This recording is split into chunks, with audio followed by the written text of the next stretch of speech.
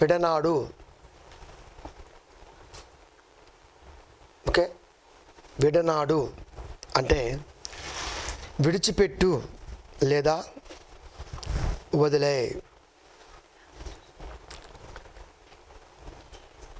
ఏమి విడిచిపెట్టమన్నాడు, ఏమి వదిలేయమన్నాడు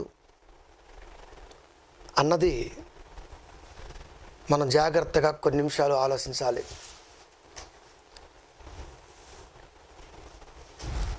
సింపుల్గా చెప్పేస్తాం, చెడుని విడిచిపెట్టమన్నాడు అని. చెడు అంటే ఒక పదం కాదు, అది కొన్ని వందల పదాలకి తల్లి. అది చెడు అంటే కొన్ని వందల పదాలకు తల్లి. అవన్నీ కలిస్తే చెడు. సహజంగా మనం ఏమనుకుంటాం అంటే చెడుని వదిలిపెట్టండి అంటుంటాం. చెడుని వదిలిపెట్టాలంటే కొన్ని వందల పదాల సమ్మేళనం, వాటిని విడదీసే పద్ధతి చిక్కుముడి అంటారు దాన్ని. మనకు తెలిస్తే ఖచ్చితంగా విడనాడతాం. ఏమి తెలియకుండా విడనాడాలంటే కుదరదు. అందుకనే ఇంత జాగ్రత్తగా బైబిల్ని ఇచ్చాడు, ఇంత జాగ్రత్తగా మనల్ని ఆలోచించండి అని పలికాడు. ఒక సందర్భాన్ని మనం ముందుకెళ్తూ ఆలోచిద్దాం. అదేంటంటే మలాకి గ్రంథము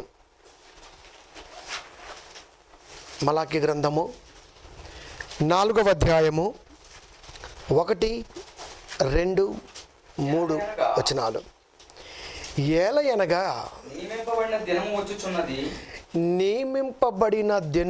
వచ్చుచున్నది. నియమింపబడిన దినము అంటే దేవుడు సర్వమానవాళి కొరకు ఏదో చెప్పాలి అనుకుంటున్నాడు. ఏదో చెప్పాలి పిల్లలకి. అందుకే మాట్లాడుతూ ఏలయనగా నియమింపబడిన దినము వచ్చుచున్నది. నియమింపబడిన దినము వచ్చుచున్నది. కొలిమి కాలునట్లు అది కాలును. కొలిమి కాలునట్లు అది కాలును. గర్విష్ఠులందరూ దుర్మార్గులందరూ కొయ్య కాలువలే ఉందురు. గర్విష్ఠులందరూ దుర్మార్గులు. దుర్మార్గులు అంటే దుర్మార్గుడే గర్విష్ఠి కాదా? పద ప్రయోగం జరుగుతున్నప్పుడు చాలా జాగ్రత్తగా మనం బైబిల్ని ఆలోచించాలి. గర్విష్ఠులు దుర్మార్గులు. గర్వం, దుర్మార్గం 2 కేటగిరీలు కనపడుతుంది ఇక్కడ. కొయ్య కాలునట్లు అది కాలును అని మాట్లాడుతూ గర్విష్ఠులందరూ దుర్మార్గులందరూ కొయ్య కాలినట్టు కాలతారు అని మాట్లాడుతూ వారిలో ఒకనికిని వేరైనను చిగురైనను లేకుండా, ఒకనికిని వేరంటే పునాది బేస్, చిగురైన అంటే పైన కొమ్మ, అంటే టోటల్గా పెగిలించి వేస్తా అన్నాడు ఆయన. వేరు భూమిలో ఉంటుంది, చిగురు పైకి కనబడుతుంది. ఒకనికి టాప్ టు బాటం లేకుండా చేస్తా, అసలు వాడికి ఏమీ మిగల్చకుండా చేస్తా, వాడికి ఏమీ ఉన్నకుండా చేస్తా. వేరైనను చిగురైనను లేకుండా రాబో దినము అందరినీ కాల్చివేయును సైన్యములకు అధిపతి సెలవిస్తున్నాడు. రాబో దినము అది నియమింపబడిన దినము వచ్చుచున్నది ఎలా అనగా అని మాట్లాడుతూ రాబో దినము, ఆ నియమింపబడిన దినము అందరినీ కాల్చివేస్తుంది. అందరినీ అంటే వారిలో ఎవరున్నారయ్యా అంటే ఫస్ట్ క్యాడర్లో గర్విష్ఠులు కనపడుతున్నారు, 2వ క్యాడర్లో దుర్మార్గులు కనపడుతున్నారు. అంటే అందరినీ అంటే గర్విష్ఠులందరినీ దుర్మార్గులందరినీ కాల్చివేస్తా. రాబో దినం ఒకటి ఉంది, దానిలో గర్విష్ఠులందరూ దుర్మార్గులందరినీ కాల్చివేస్తా. గర్విష్ఠులందరినీ దుర్మార్గులందరినీ కాల్చివేస్తా అని మాట్లాడుతున్నాడు. అయితే నా నామమందు భయభక్తులు నా నామమందు భయభక్తులు గలవారగు మీకు మీకు నీతి సూర్యుడు నీతి సూర్యుడు ఉదయించును. తెలుసు మనకు నీతి సూర్యుడు అనగానే యేసుక్రీస్తు వారని. అది ఎవరికి ఉదయిస్తారయ్యా అంటే నామమందు భయభక్తులు గలవారు, నామమందు భయభక్తులు గలవారు. ఓకే, అతన్ని రెక్కలు ఆరోగ్యము కలగచేయును, ఆరోగ్యాన్ని కలగజేస్తాయి. కనుక మీరు బయలుదేరి క్రొవ్విన దూడలు గంతు వేయినట్లు గంతులు వేయుదురు, క్రొవ్విన దూడలు గంతు వేసినట్లు గంతులు వేయుదురు. నేను నియమింపబడు దినమున దుర్మార్గులు మీ పాదము కింద ధూళి వలె ఉందురు. మీరు వారిని అనగదొరుకుదురు సైనిక సెలవిస్తున్నాడు. ఇక్కడ మనం చదువుకుంటే 3 పాయింట్లు మనకు కనపడతాయి. 1, రాబో దినమున అందరినీ కాల్చివేస్తాడు. 2, భయభక్తులు గల వారి మీద నీతి సూర్యుడు ఉదయిస్తాడు. 3, మీ పాదాల క్రింద ధూళి వలె వాళ్ళు ఉంటారు. అది నియమింపబడిన దినము రాబోవుచున్నది. నియమింపబడిన దినము రాబోటానికి ముందు 3 విషయాలను దేవుడు మనకు చెప్పాడు. రాబో దినములో గర్విష్ఠుల్ని దుర్మార్గుల్ని కాల్చేస్తాడు. నా నామమందు ఎవరైతే భయభక్తులు కలిగి ఉంటారో వారి పట్ల నీతి సూర్యుడు ఉదయిస్తారని చెప్పకనే చెప్తున్నాడు. అంతేకాదు, మీ పాదముల క్రింద ధూళి వలె ఉందురు, వారిని అనగద్రొక్కుదురు. ఈ 3 పాయింట్లో దేవుడు ఏం చెప్పాలి అనుకుంటున్నాయి అంటే అదే మనం ఈరోజున అందిస్తున్నాం పిల్లల కొరకు. విడనాడు. ఈ 3టిని కలిపి మనం ఆలోచిస్తే విడనాడు. ఫస్ట్ భాగాన్ని మనం ఆలోచిస్తే గర్విష్ఠులందరూ అన్నాడు ఆయన. గర్విష్ఠులందరూ రాబోతున్నా కాల్చివేస్తాడు. గర్విష్ఠులందరినీ కాల్చివేసినట్టుగా ఇప్పుడు మనం దాన్ని చూడాలి. పాయింట్ అంటే బైబిల్ ఎప్పుడూ కూడా పాయింట్ విడమర్చుకుంటూ విశదీకరించుకుంటూ ఎందుకు మాట్లాడుతున్నాడు, ఏం చెప్పాలి అనుకుంటుండో అని ఎప్పుడైతే మనం ఆలోచిస్తామో అప్పుడు ఖచ్చితంగా దేవుడి మనసుకి దగ్గరగా చేరతాం. అది అంటే ఆలోచించాలి. దేవుడు చెప్తున్న పదం ఏముంది, ఏమై ఉంటుందని ఎప్పుడు కూడా తలంపులో తలపోసుకుంటూనే ఉండాలి. అది కనుక ఇప్పుడు గర్విష్ఠులు అనగదొరుకుతున్నాడు కాబట్టి, కాల్చివేస్తున్నాడు కాబట్టి వారి గురించి ఒకసారి మనం ఆలోచిద్దాం. రాబో దినమందు అన్నాడు కాబట్టి కీర్తనల గ్రంథంలోకి వెళ్దాం. 31 నేను చదువుతానయ్యా, మీరు చూస్తూ ఉండండి. 31వ అధ్యాయము 23వ వచనం అందరూ తీయండి. యెహోవా భక్తులారా యెహోవా భక్తులారా అంటే ఎవరు చెబుతున్నాడయ్యా అంటే యెహోవా భక్తులకు చెబుతున్నాడు. ఇప్పుడు యెహోవా భక్తుల్లో మనం ఉన్నాం అనుకోండి, అది మనకు అర్థమైంది. అది ఓ నా ప్రియ కార్యకర్తలారా అన్నాడు అనుకోండి. ఇప్పుడు కార్యకర్తలు ఉండాలి అక్కడ. ఓ నా ప్రియ ప్రజలారా అంటే ప్రజలు ఉండాలి అక్కడ. ఓకే, అట్లా భక్తుల స్టేజ్ ఎక్కి ఒక అధికారి, ఒక మినిస్టరు, ఒక అధికారి నా ప్రజలారా అన్నాడు అంటే ఆయన ముందు ఎవరు ఉండాలయ్యా అంటే ప్రజలు ఉండాలి. అది ఇప్పుడు యెహోవా భక్తులారా అంటున్నాడు అంటే యెహోవా భక్తులారా అంటే యెహోవా దృష్టికి భక్తులైన వారు కనబడుతున్నారు అని అర్థం. అక్కడ యెహోవా దృష్టికి భక్తులైన వారు కనబడుతున్నారు.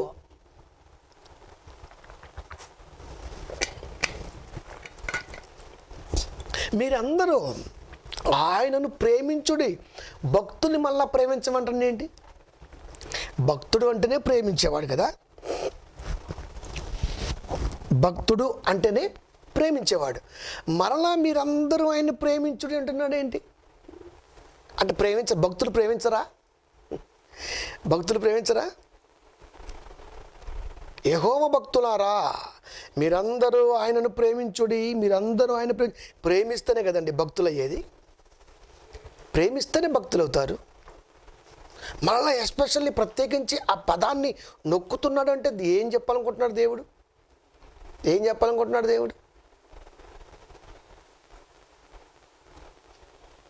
మీరందరూ ఆయనను ప్రేమించుడి, యెహోవా విశ్వాసులను కాపాడును.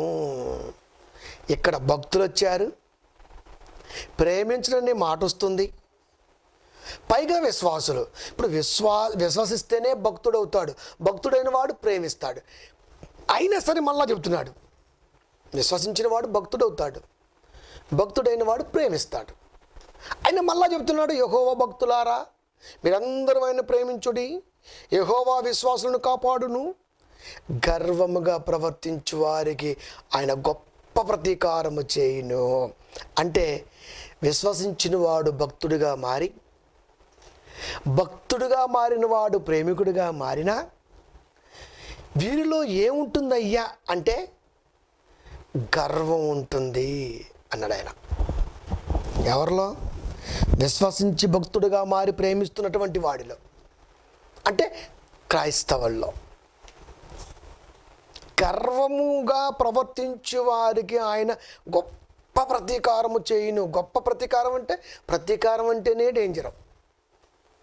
మళ్ళీ గొప్ప ప్రతీకారం అంటే ఉపద్రవం అంటే డేంజర్. మళ్ళీ గొప్ప ఉపద్రవం అంటే, గొప్ప అని పెట్టాడంటే ఇంకంతే, దాన్ని మనం క్యాల్కులేట్ చేయలేము అని అర్థం.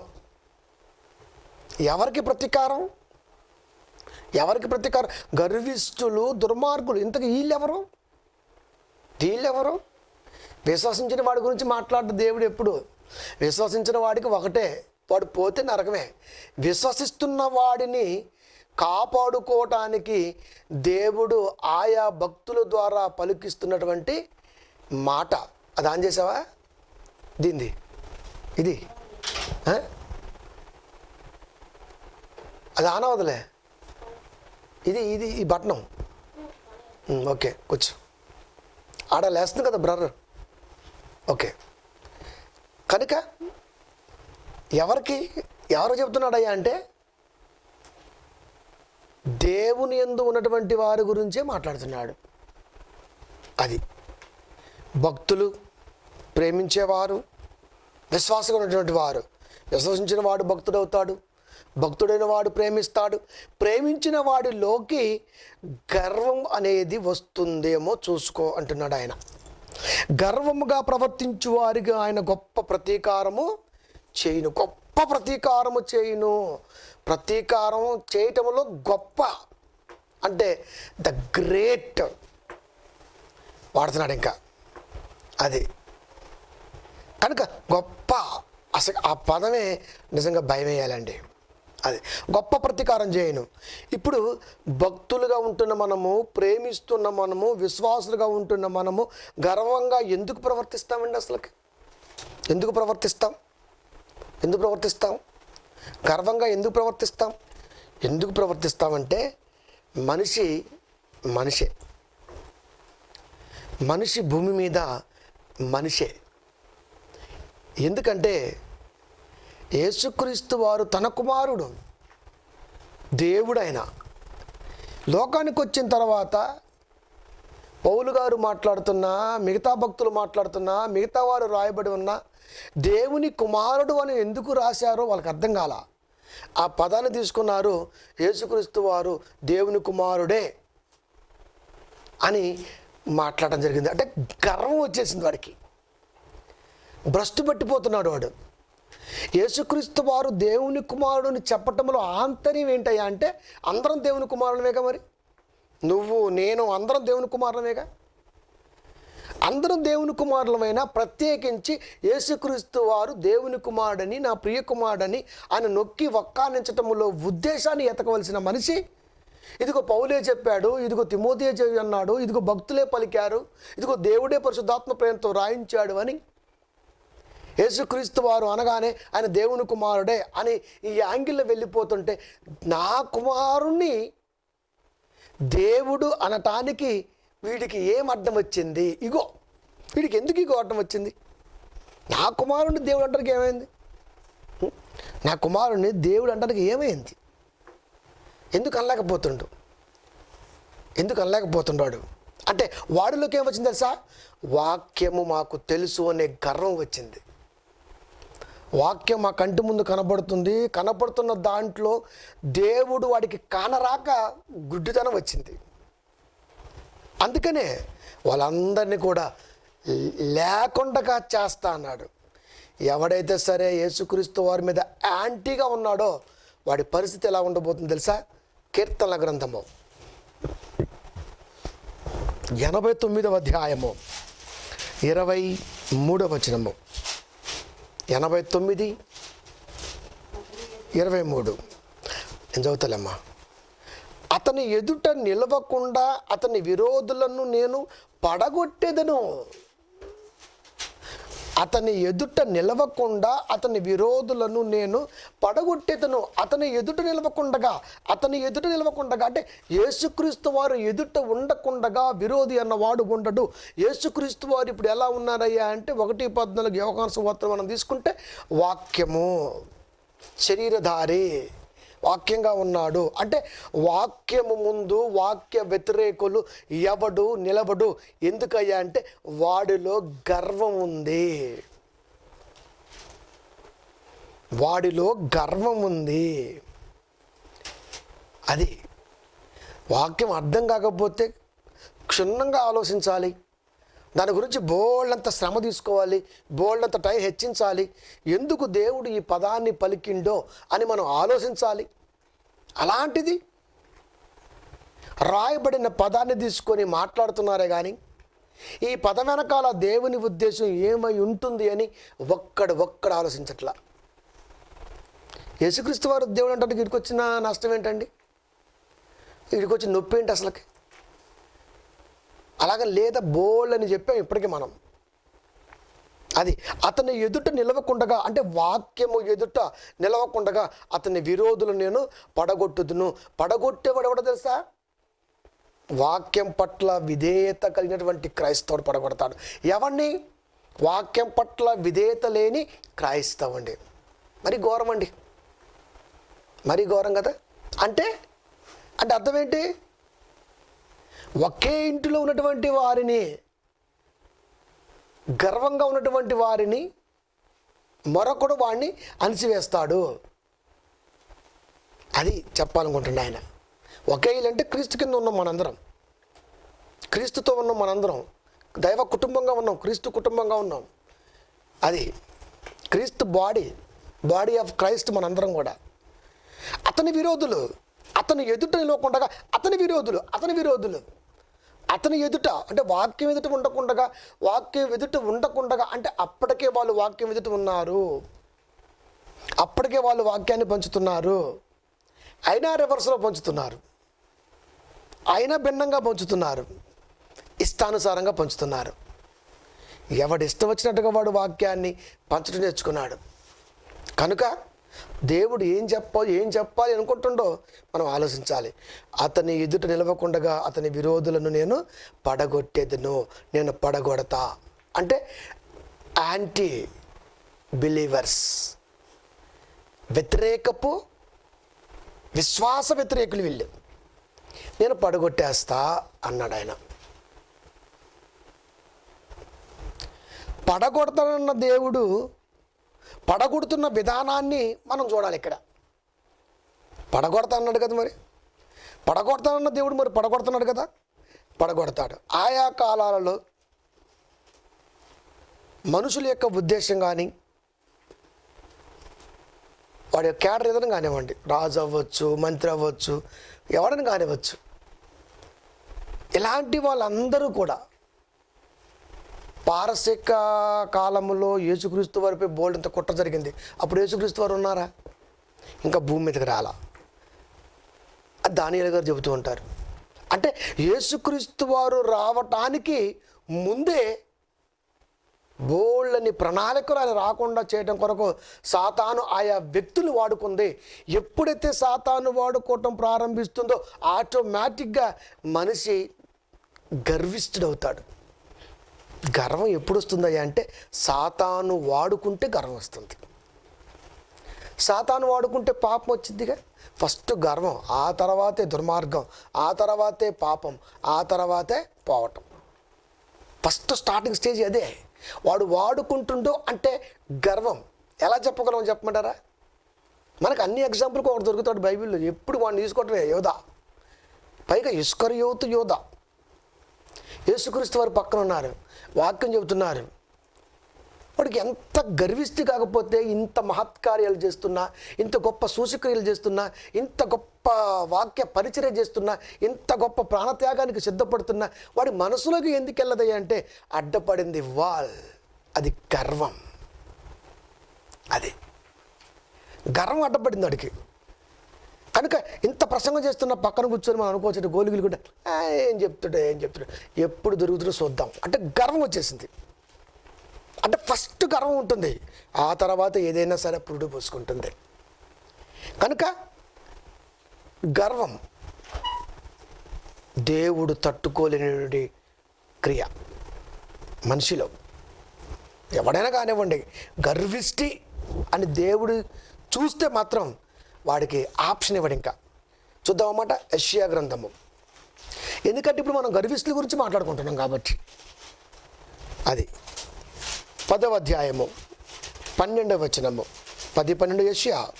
కావున సియోను కొండ మీదను యెరూషలేము మీదను ప్రభు తన కార్యమంతయు నెరవేర్చిన తర్వాత నేను అష్షూరు రాజు యొక్క హృదయ గర్వము వలన ఫలమును బట్టి అతని కన్నుల అహంకారపు చూపులను బట్టి అతన్ని శిక్షింతును. అష్షూరు రాజు హృదయ గర్వము వలన ఫలమును బట్టి, అంటే గర్వానికి తగిన ఫలం ఉంది వాడి దగ్గర. వాడికి ఎలా ఉందంటే కన్నులు అహంకారపు చూపులు అన్నాడు ఆయన. అంటే చూపుల్లో గర్వం ఉన్నా ఒప్పుకోడు ఆయన. చూపుల్లో గర్వం ఉన్నా ఒప్పుకోడు ఆయన. చూపుల్లో గర్వం, చూపుల్లో జాలి ఉండాలి, గర్వం ఉండకూడదు. అంటే అష్షూరు రాజుకి ఏం తక్కువ? రాజు అంటే బోళ్ళంత ఫలం. ఫలం అంటే సంపాదించుకున్నది, కలిగి ఉన్నది, చర స్థిర సంపాదనకి నిదర్శన మార్గం. అది హృదయ గర్వం వలన ఫలమును బట్టి అతని కన్నుల అహంకారపు చూపులను బట్టి అతన్ని శిక్షింతును చెప్పేశాడు. అంటే అష్షూరు రాజులో దేవుడు ఏం చూశాడు? ఒకడికి రాజు రాచరికాన్ని, రాజకిరీటాన్ని కట్టబెట్టాలంటే దేవుడే ఇవ్వాలి, అధికారము దేవుడు ఇవ్వాలి. అష్షూరు రాజుగాడికి దేవుడిచ్చాడు అధికారాన్ని. అయినా సరే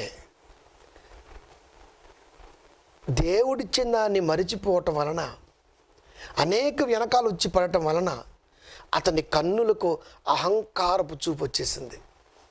అంటే వాడు చిన్న పెద్ద మంచి చెడు లేకుండా ఆ చూపులో అహం కనబడుతుంది. అంటే చూపులో అహం ఉన్న దేవుడు తట్టుకోలా, శిక్షిస్తున్నాడు. వాడికి శిక్ష రానే వచ్చింది. అంటే దేవుడు గర్వం ఎలా ఉంటుంది? గర్వం ఎలా ఉంటుంది? మాట ద్వారా గర్వం చాలామంది అనుకుంటారు, చూపు ద్వారా కూడా గర్వం ఉంటుంది. వీడికి గర్వం చాలా ఎక్కువ. అంటే అర్థం ఏంటి? కొంచెం వ్యతిరేకించి మాట్లాడవచ్చు, కొంచెం వక్రీకరించి మాట్లాడచ్చు, లేదా లెక్క లేకుండా మాట్లాడచ్చు. ఇది బయటికి కనబడింది. కానీ చూపులో ఉన్న గర్వం చూసారా, అది దేవుడు కనబడుతుంది. మాటను బట్టి గర్విస్తుడు అని మనిషి చెప్పగలగడేమో కానీ చూపును బట్టి గర్విస్తుడని మాత్రం మనిషి చెప్పలేడు, దేవుడు చెప్పగలడు. అంటే అష్షూరు రాజు ఎలా కనబడుతున్నాడు? అష్షూరు రాజు ఎలా కనబడుతున్నాడు? చూసే వాళ్ళకి చాలా గొప్పగా మంచిగా కనబడుతున్నాడు. అది కానీ వాడి చూపులో ఉన్నటువంటి గర్వం ఉందే, అది దేవుడు చూశాడు, వాడిని శిక్షిస్తా. అంటే చూపులో గర్వం ఉన్నా దేవుడు ఊరుకోడు. చూపులో గర్వం ఉన్నా దేవుడు ఊరుకోడు. అది చూపులో ఎలా ఉంటుంది గర్వం? మాటలో ఉంటుంది, లేదా బాడీ లాంగ్వేజ్లో కనబడుతుంది. చూపులో ఎలా ఉంటుంది? దేవుడు చూడకూడదు అన్నమాట. ఎలా ఉంటుందో వాక్యాన్ని బట్టి చూస్తే ఆ చూపులో ఉన్నటువంటి చూపుని దేవుడు గర్వంగా తీసుకుంటే వాడికి ఖచ్చితంగా ఇబ్బంది కలిగిద్ది అని చెప్పేశాడు. సహించడు, అంతే. సహించడా? అస్సలు సహించడం. అది ఒకటి. రెండోది, 2వ రాజుల గ్రంథము. ఈ లక్షణాలు ఏయో చూద్దాం. మనుషులో ఉంటే అస్సలు దేవుడు సహించడం. ఈ లక్షణాలు అంటే దేవుని పిల్లల్లో ఇలాంటివి ఉండకూడదు, విడనాడండి అని ప్రసంగాలు చేయవలసింది పోయి మీకు ఏంగా ఇవన్నీ విడవకుండగా మీకు ఆ నొప్పి అయినా పర్వాలా, ఈ బాధ అయినా పర్వాలా, అదైనా పర్వాలా, మేము వచ్చేస్తామని మాయబోధ లోకములో జరగటం వలన మనుషులు పోవాల్సింది పోక పేరుకొని పోతుంది. ముందు అది తీసేయాలి. అవి తీసేస్తే ఆటోమేటిక్గా వాడు దేవుడికి ఉపయోగపడే బిడ్డగా ఎదుగుతాడు. లేకపోతే కష్టం కదా. 2వ రాజుల గ్రంథము 19వ అధ్యాయము 22వ వచనము. నీవు ఎవరిని తిరస్కరించితివి అడుగుతున్నాడు దేవుడు మనల్ని. నువ్వు ఎవరిని తిరస్కరించితివి, ఎవరిని దూషించితివి, నీవు గర్వించి ఎవరిని భయపెట్టితివి. ఈ 3 చూసుకుంటే మనం ఏమనిపించింది అంటే ఈ మాట మనుషుల కొరకు రాయబడిందేమో అనుకుంటాం మనం. అంతే కదండి. మరి మనుషులు తిరస్కరిస్తాం, మనం మనుషులు దూషిస్తాం, మనుషుల పట్ల గర్విష్టిగా ఉంటాం. అది కానీ దేవుడు ఇవి చూశాడు. ఆయన ఏమంటున్నాయి అంటే ఇజ్రాయేలీల పరిశుద్ధ దేవునినే కదా. సహజంగా మనం తిరస్కరిస్తాం, మనుషుల్ని దూషిస్తాం. అది నీవు గర్వించి ఎవరిని భయపెట్టితివి. ఎవరిని భయపెడతామండి? ఎవరిని భయపెడతాం మనం? మనుషుల్ని భయపెడతాం. అసలు దేవుణ్ణి భయపెట్టగల వాడు ఎవడున్నాడు? అంటే దేవుణ్ణి భయపెట్టే అంత ఎదిగాడా మనిషి? మనిషిని భయపెడతాం, మనిషిని దూషిస్తాం, మనిషిని తిరస్కరిస్తాం. కానీ దేవుడు అంటున్నాడు ఇజ్రాయేలీల పరిశుద్ధ దేవుని కదా. అంటే ఇప్పుడు మనం తిరస్కరించింది ఎవరినయ్యా అంటే దేవుణ్ణి. ఇప్పుడు దేవుణ్ణి ఎలా తిరస్కరించాం? వాక్యాన్ని తప్పు చదివినా, వాక్యాన్ని తప్పుడుగా బోధించినా, వాక్యాన్ని శరీర సంబంధంగా ఆపాదించుకున్నా తిరస్కారమే. ఇప్పుడు దీన్ని బట్టి చూస్తే వాక్యాన్ని ఈ రోజున ఎంతమంది తమ స్వార్థం కొరకు తప్పించి చదువుతున్నారు తెలుసా? ఎవడోనండి 1905-6 ఆ ప్రాంతంలో ఒక విషయం గురించి మాట్లాడితే ఇప్పటికీ వాడికి ఫాలోవర్స్ ఉన్నారు. పరలోకపు తల్లి అని మాట్లాడండి. చాలా సంఘాలు ఉన్నాయి. అది ఇక మనకు తెలుసు, వాడు సంఘాలు చాలా ఉన్నాయి. బ్రహ్మహిం గాడు వాడు కూడా అంతే. ఆ రక్త మాంసాలతో రాబోతున్నటువంటి ప్రవక్త బ్రహ్మహిమ్మే. ఇదొక మాయబోధ. పరలోకపు తల్లి ఉందని ఒకడు, బ్రహ్మహిమే యేసుక్రీస్తు వారు శరీరంగా ధరించుకొని బ్రహ్మహింపు చేయని ఒకడు. వాడికి సంఘాలు లేవా? బోళ్ళని ఉన్నాయి సంఘాలు. 100 సంఘాలు ఉన్నాయి ప్రపంచంలో. 100 సంఘాలు, 1 కాదు 2 కాదు, యావత్ వరల్డ్ వైడ్గా ఇలాంటి బోధకి ఎక్కువగా ఉన్నవి. ఇంకా ఒకటి ఊర్లో కనబడుతూ ఉంటుంది, సబ్బత్. అది శనివారమే ఆరాధించాలి, ఆదివారం మంది కాదు అని. బైబిల్ ప్రకారం శనివారం విశ్రాంతి దినము కనుక ఇప్పుడు కూడా ఆ 7th డే సిస్టమ్ ఇప్పటికీ దానికి బోల్డ్ అని సంఘాలు ఉన్నవి. అది పెద్ద సంస్థ. ఇవన్నీ చెప్పుకుంటూ పోతే చాలా ఉంటాయి. ఎవరిని తిరస్కరించా? దేవుడు అడుగుతున్నాడు, ఎవరిని తిరస్కరించావు? తిరస్కరించటం అంటే వాక్యాన్ని తృణీకరించటమే. ఎవరిని దూషించితివి? ఇప్పుడు దూషించటం అంటే ఏంటి? అందుకే ఎప్పుడు చెబుతూ ఉంటాం, మానవ భాషలో తిట్టే తిట్లు ఇవి నువ్వు దూషణ లేకపోతే మరొకటి అనుకున్నాం. కానీ అసలు దేవుడి దృష్టిలో దోషం ఏంటి తెలుసా? వాక్యాన్ని జంపు చేయటమేగా. వాక్యాన్ని తృణీకరించటమో, వాక్యాన్ని మరొక రకంగా వక్రీకరించి ఆలోచించటమో ఇది దోషనే దేవుడి దృష్టిలో. ఏది భయంకరం? ఇదైతే క్షమించడం అడగొచ్చండి. మరి దీనికి లేదు, ఇంకా దీనికి లేదు. అసలు క్షమాపణకే అవకాశం లేని స్థితిలో ఉందేమో క్రైస్తవ్యం. ఎవరిని తిరస్కరించితివి? ఎవరిని తిరస్కరించావు? ఎవరిని దూషించావు? నీవు గర్వించి ఎవరిని భయపెడుతుంది అంటే దేవుడు వాక్యాన్ని వక్రీకరించి ప్రసంగిస్తున్న ప్రసంగాలను చూసి భయపడుతున్నాడు. దేవుడు భయపడతాడా? దేవుడు భయపడతాడో భయపడ్డో క్రైస్తవాన్ని అడిగితే మొక్క ఆన్సర్ రాదండి. నిజమండి. క్రైస్తవాన్ని అడగండి, మొక్క ఆన్సర్ రాదు. దేవుడు భయపడ్డాడు, భయపెట్టారు ప్రియమైన దేవుని పిల్లల దేవుణ్ణి. భయమే ఎరగని ఆయనకి భయం అంటే ఏంటో రుచి చూపించారు. యోహాను సువార్తలో చూద్దాం, ఆ మాట ఒకటి కనబడింది మనకి.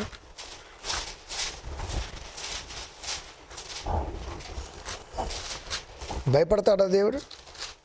భయపెట్టారు, మరి ఏం చేద్దాం. అది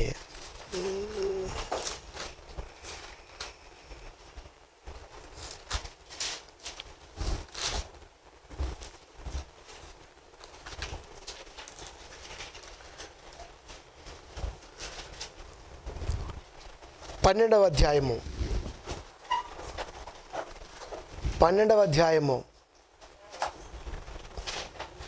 యోహాను సువార్త 12వ అధ్యాయము, యోహాను సువార్త 12వ అధ్యాయము 37వ వచనము.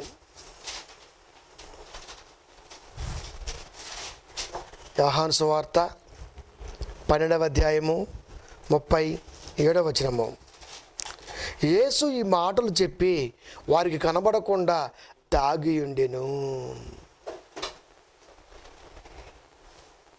యేసు ఈ మాటలు చెప్పి వారికి కనబడకుండా దాగి ఉండెను. కనబడకుండా దాక్కున్నాడంటే భయపెట్టారు. కనబడకుండా దాగి ఉండి భయపెట్టారు. ఎందుకు? పైన 36, మీరు వెలుగు సంబంధులగునట్లు మీకు వెలుగు ఉండగానే వెలుగునందు విశ్వాసం ఉంచని వారితో చెప్పెను. వెలుగు సంబంధులుగా ఉండండి అని ఎన్ని ప్రసంగాలు చేసినా చీకటి సంబంధులుగా ఉండటం వలన ఎన్ని చెప్పినా సరే, ఒకవేళ ఆ పదం మంచిదనుకుంటే 36 వచనం మళ్ళీ చదువుతాను, మీరు చూడండి. మీరు వెలుగు సంబంధులగునట్లు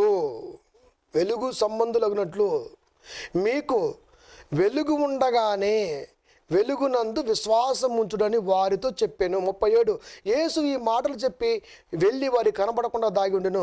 యేసుక్రీస్తు వారు ఏం తప్పు చెప్పారని దాగున్నాడు? మీరు వెలుగు సంబంధులుగా ఉండండి, మీరు వెలుగుగా ఉండండి, మీరు వెలుగునందు విశ్వాసం ఉంచండి అని చెప్పడం తప్పు ఎలా అవుతుంది? మంచి మాట కదా. మరి మంచి మాట చెప్పినప్పుడు దాగి ఉండటం ఎందుకు? మంచి మాట చెబితే భయపెడతారు. అర్థమవుతుందా? మంచి చెప్పామనుకోండి, మనల్ని భయపెట్టేస్తారు. అందుకనే సంఘాలలో మంచి చెప్పడం పక్కన పెట్టేశారు. మీకు ఏం కావాలో కోరుకోండి, అదే మంచి అన్నట్టుగా చెప్పేశారు దేవుడి పట్ల. మీరు వెలుగుగా ఉండండి, వెలుగు సంబంధంగా ఉండండి, వెలుగునందు విశ్వాసం ఉంచండి, ఇది మంచి మాట. ఇది చెప్పినాక ఆయన దాగి ఉండవలసిన అవసరం ఏమొచ్చింది? చెప్పినాక దాగి ఉన్న సంవత్సరం వచ్చింది అంటే, చెప్పాడు అంటే వాళ్ళకి అది ఇష్టం ఉండదు అని అర్థం. వాళ్ళకి ఇష్టం లేకపోతే ఏం చేస్తారు? భయపెడతారు. మాకు ఇష్టం లేని మాట చెప్తావా? అది అందుకే 2వ రాజుల గ్రంథము 19:22లో మాట్లాడుతున్నాడు. నీవు ఎవరిని తిరస్కరించుతివి? యేసుక్రీస్తు వారి మాటల్ని. నీవు ఎవరిని దూషించుతివి? యేసుక్రీస్తు వారి మాటల్ని. నీవు గర్వించి ఎవరిని భయపెడితివి? యేసుక్రీస్తు వారిని. అంటే నా కుమారుని భయపెడతారా? అంటే నన్ను భయపెడతారా? కుమారుని భయపెట్టడం అర్థం ఏంటి? దేవుణ్ణి భయపెట్టడమే కదా. మరి కుమారుని భయపెట్టడం అంటే దేవుని భయపెట్టడమే. తన కుమారుడికి బాధ కలిగితే దేవుడికి బాధ కలిగింది. తన కుమారుడు వేదనలో ఉంటే దేవుడు వేదనలో ఉన్నాడు. అది తన కుమారుడు ఎలా ఉంటే దేవుడు అలా ఉన్నాడు. అది అందుకనే ఎప్పుడు ప్రార్థించిన నాయన ఈ రోగాన్ని పారద్రోలాలి మీ చిత్తం, వెంటనే వచ్చేది రెస్పాండ్. అంటే నా కుమారుడు ఎప్పుడు ఏం అడుగుతాడా, నా కుమారుడు ఎప్పుడు ఏం అడుగుతాడా ఇవ్వాలి అని కంటికి రెప్పలా కాస్తున్నాడు కుమారుని దేవుడు.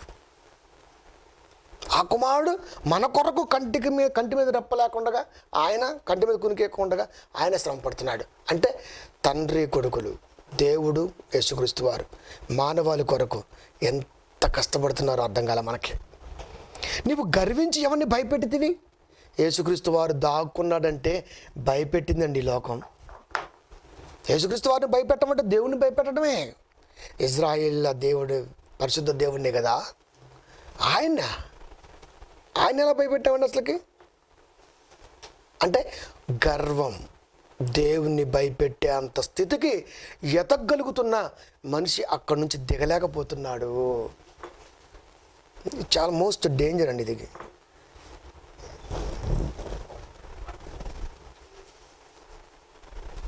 మరొక మాట చూసుకుందాం. అదే రాజుల 2వ గ్రంథము 19వ అధ్యాయము 36వ వచనము. 2వ రాజులు 19:36. అష్షూరు రాజైన సన్హెరీబు తిరిగిపోయి నినివే పట్టణమునకు వచ్చి నివసించిన తరువాత అతడు నిస్రోకు అను తన దేవత మందిరమునందు మ్రొక్కుచుండగా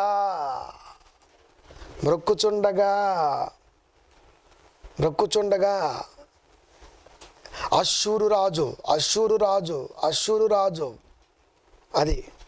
ఇది మనకి యెషయా గ్రంథము 10:12 కనబడింది. అష్షూరు రాజు యొక్క హృదయ గర్వము వలన ఫలమును బట్టి అతని కన్నుల అహంకారపు చూపులను బట్టి అతన్ని శిక్షింతును. ఎక్కడ చెప్పాడు తెలుసా? యెషయాలో చెప్పాడు. ఏం చెప్పి ఎలా వాడి పరిస్థితి ఎలా ఉంది తెలుసా? కంటి చూపులో గర్వం ఉంది. ఇప్పుడు గర్వం ఉన్నవాడిని ఏం చేయాలి? ఆ గర్వం ఉంటే తిరస్కారం వచ్చిందని చెప్తున్నాడు. ఆ గర్వం ఉంటే దోషం వచ్చింది అంటున్నాడు. ఆ గర్వం ఉంటే భయమే పెడతాడని చెబుతున్నాడు. దేవుడు ఊరుకుంటాడా? వాడు తగిన శిక్ష ఇవ్వాలి. మరి అష్షూరు రాజు అనే వాడికి తగిన శిక్షను దేవుడు ఇవ్వాలి. ఇవ్వకపోతే ఎట్లా? శిక్షిస్తా అన్నాడు దేవుడు. మరి అది 10-12 దేశాలు అదే మాట అన్నాడు. అతని కన్నుల అహంకారపు చూపులను బట్టి అతను శిక్షించాలిగా. వాడిని ఎలా శిక్షించాడు తెలుసా? 2వ రాజుల గ్రంథము మాట ఏమో యెషయా గారి ద్వారా పలికాడు. వాడిని ఏం చేశాడో ఇక్కడ అసలు యెషయా గ్రంథానికి 2వ రాజులకి ఎంత దూరం ఉంది? ఇదండి బైబిల్ని ఎత్తుక్కోవటం. మనం ఎక్కడ యెషయా గ్రంథంలో చెప్పాడు, ఎక్కడ 2వ రాజుల్లో చెబుతున్నాడు. ఇలా వెతకటానికి సమయం లేక, ఆలోచించటానికి అంత పేషెన్స్ లేక బైబిల్ని ఇష్టానుసారంగా 2 ముక్కలు తీసుకోవటం, చెప్పటం, దేవుణ్ణి దూషిస్తున్నాడు అని అర్థం అక్కడ. అందుకే ఎప్పుడో మాట చెప్తూ ఉంటా, క్రైస్తవులకి పరలోకం అందరం ద్రాక్షనే. ట్రై బాగా ట్రై చేయాలి. అది యెషయా ద్వారా, ప్రవక్త ద్వారా మాట్లాడుతున్నాడు. వేసేస్తా అష్షూరు రాజుగాడిని అని. వేసేస్తాను ఇప్పుడు అక్కడే వేయాలి. పోనీ నెక్స్ట్ అధ్యాయంలో వేయాలి. అక్కడైతే నువ్వు వెతుక్కుంటావు మరి. ఎందుకంటే మనం అక్కడి నుంచి అక్కడికే వచ్చేస్తుంటాం. ఇక్కడ చెప్పింది ఇక్కడే ఆడో ఉంటుంది, లేదా ఇటు ఆడో ఉంటుంది. దీనికి మధ్య పొంతనే ఉండదు. ఇలా ఎత్తుక్కుంటూ చేయాలంటే బైబిల్ మనం ఏం చెప్తా ఉండి అసలుకి చెప్పలేం. అంటే దేవుడు గురించి ఎప్పుడు మనం ఎదగలేం డిసైడ్ చేశాడు అక్కడ.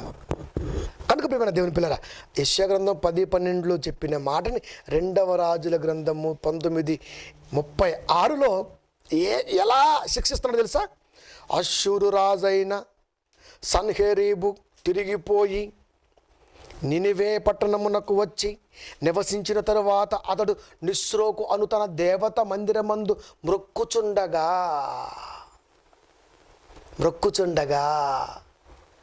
ఏమైంది? అతని కుమారులైనటువంటి అద్రెమెలకును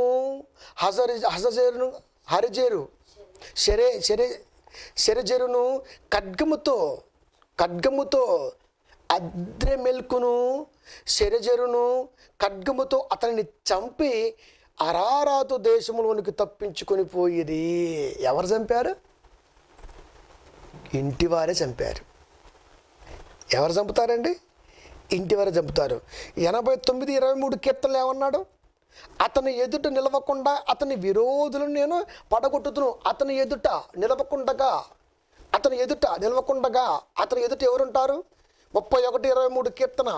యెహోవా భక్తులారా ఆయన ఎదుటికే ఉంటారు. వాళ్ళు ఏముంది? ప్రేమ, విశ్వాసము. విశ్వసించిన వాడు ప్రేమిస్తాడు, ప్రేమించిన వాడు భక్తుడవుతాడు. కానీ వాళ్ళు గర్వం వచ్చింది. అంటే ఇప్పుడు దేవుని ఎదుట ఎవరున్నారయ్యా అంటే గర్విష్ఠులు ఉన్నారు. అది 89:23 కీర్తనలు అదే మాట అంటాడు. అతను ఎదుట నిలవకుండగా అంటే ప్రేమ, విశ్వాసం ప్రేమగా మలుచుకొని ప్రేమ భక్తిలోకి వెళ్ళిపోయిన తర్వాత గర్వం వచ్చిందే, వారి గురించి మాట్లాడుతున్నాడు. అతను ఎదుట నిలవకుండగా అంటే బాడీ ఒకటే, క్రైస్తవ బాడీ. వాస్తవం చెప్పేవాడు కొద్దిమంది ఉన్నారు, అవాస్తవాన్ని ప్రచారం చేసేవాళ్ళు చాలామంది ఉన్నారు. అంటే ఇంటి పోరే అంటే ఇప్పుడు ఇంటివాడినే వేసేస్తున్నాడు. వేయొచ్చా? ఇదిగో అష్షూరు రాజుగాడిని కొడుకులు వేసేసారు. అక్కడ దేవుడి కోపం ఎలా ఉంది? శిక్షిస్తా వాడిని. వాడి చూపులో గర్వం ఉంది. ఎలా శిక్షిస్తా? వాడి కొడుకులతో వాడిని నరికిస్తా. అక్కడ చేసినోడు ఇక్కడ చేయడండి. అందుకే నా పిల్లలకి వాక్యం బాగా నేర్పుతాను, బాగా నేర్చుకుంటారు. వాక్యం తృణీకరించే వాడిని వేసేస్తాడు ఒకడు ఉన్నాడు అని చెప్పేస్తున్నాడు దేవుడు. అంటే మన మీద ఎంత నమ్మకం అండి. వెయ్యాలా వద్దా? క్రైస్తవులు అనుకుంటే ఎట్టండి మరి ఎవరు అనాలండి? మంచిగా చెప్పండి రా, తెలియకపోతే నేర్చుకోండి, అడగండి దేవుణ్ణి, మహాజ్ఞానం ఇవ్వండి అయినా అని, గొప్ప జ్ఞానం ఇవ్వండి దేవుడా అని. అది ఇవ్వడానికి కావాల్సినటువంటి ఆ ఓర్పుని, సహనాన్ని, ఆలోచనని ఆయన దగ్గర స్థిరపరచండి. అవన్నీ ఆయన దగ్గర మోకరిల్లుటకు చేయండి. మనం మోకరిల్లుతాం, మనలో ఉన్నటువంటి విశ్వాసం మోకరిల్లట్లేదు, మనలో ఉన్నటువంటి ప్రేమ మోకరిల్లట్లేదు, మనలో ఉన్నటువంటి ఆ ఎదురుచూపు మోకరిల్లట్లేదు, మనలో ఉన్నవి ఏమి కనీసం గర్వం కూడా మోకరిల్లట్లేదు. బాడీ మోకరిల్లితే దేవుడికి ఏం సంతోషం అండి. మోకరించడం అంటే అర్థం ఏం తెలుసా? ప్రతిదీ మోకరించాలి.